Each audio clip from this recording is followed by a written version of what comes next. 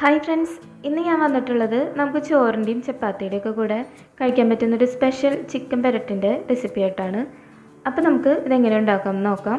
ഞാനിവിടെ 1/2 kilo chicken എടുത്തിട്ടുണ്ട്. ഇതിലേക്ക് 1 സ്പൂൺ ജിഞ്ചർ ഗാർലിക് പേസ്റ്റ് ചേർത്ത് കൊടുക്കാം.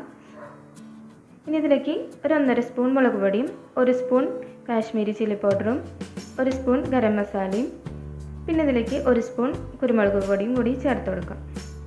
ഇനി ഇതിലേക്ക് നമുക്ക് ഒരു 5 ചെറിയ ഉള്ളി ഇതുപോലെ ഒന്ന് പേസ്റ്റാക്കി എടുത്തത് ചേർത്ത് കൊടുക്കാം.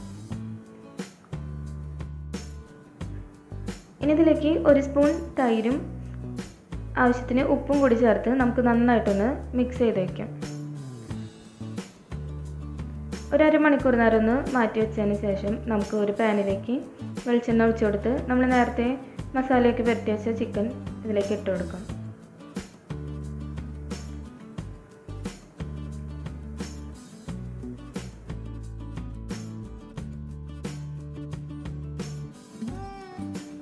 ഇത് നന്നായിട്ടൊന്ന് ഇളക്കി കൊടുക്കാം. നമുക്കിതൊന്ന് മൂടി വെച്ചിട്ട് വേവിച്ചെടുക്കാം.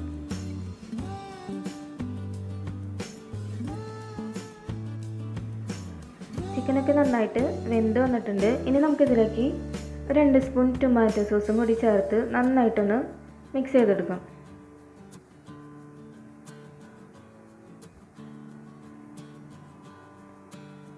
ഇത് നന്നായിട്ടൊന്ന് മിക്സ് ചെയ്തതിന് ശേഷം ഇതിലേക്ക് നമുക്ക് ഒരു സബോള ചെറുതായിട്ട് അരിഞ്ഞതും കുറച്ച് കറിവേപ്പിലയും കൂടി ഒന്ന് ഫ്രൈ ചെയ്തെടുത്തത് ഇതിലേക്ക് ചേർത്ത് കൊടുക്കാം.